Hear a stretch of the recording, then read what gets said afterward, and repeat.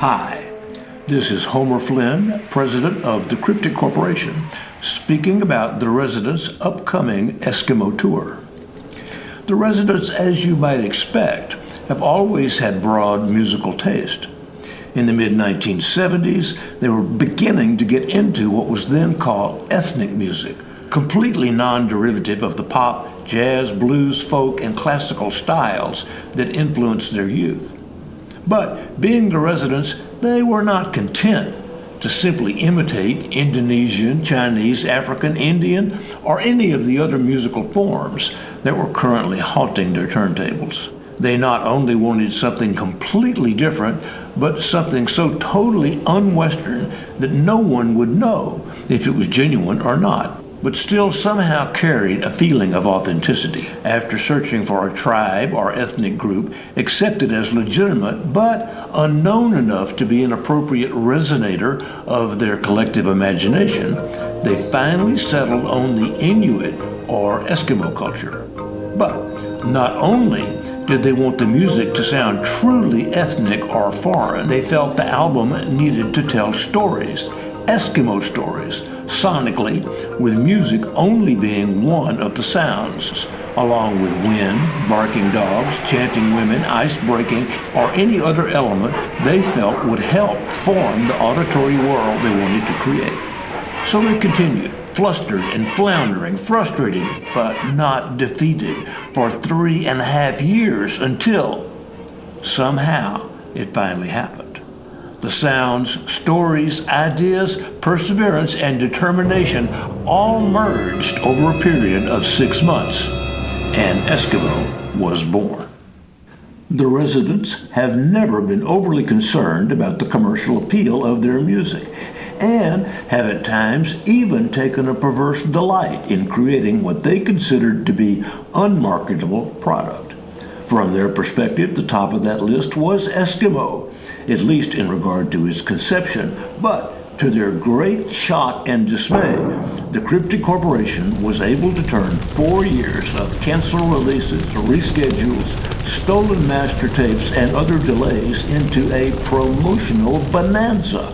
When Eskimo was finally released in 1979, their audience was eagerly waiting, and 20,000 copies immediately sailed out of the door, a phenomenal number for a small independent label like Ralph Records at that time.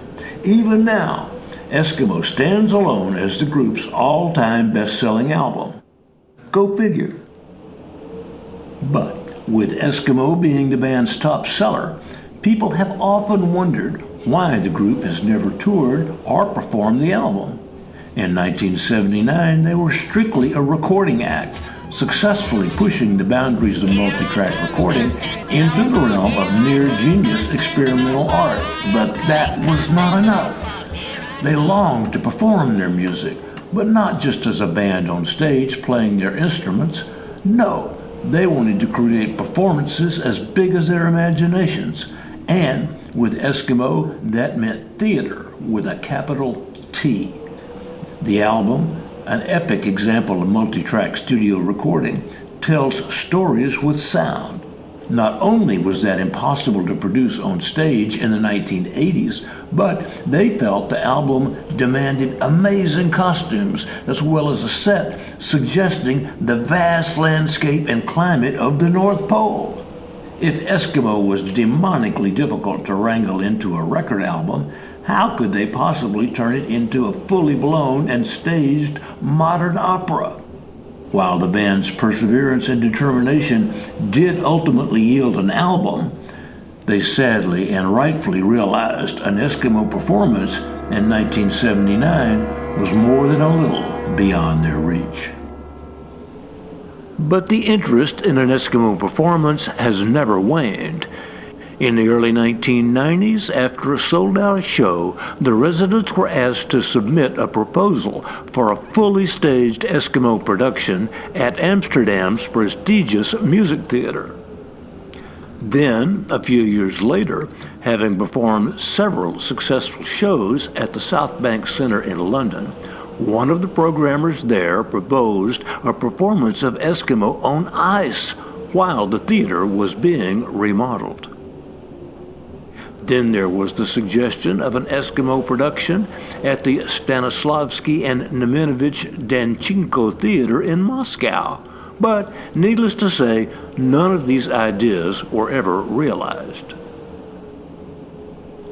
Finally, early in 2024, the group was asked to create a short performance for A Night of Ideas at the San Francisco Public Library.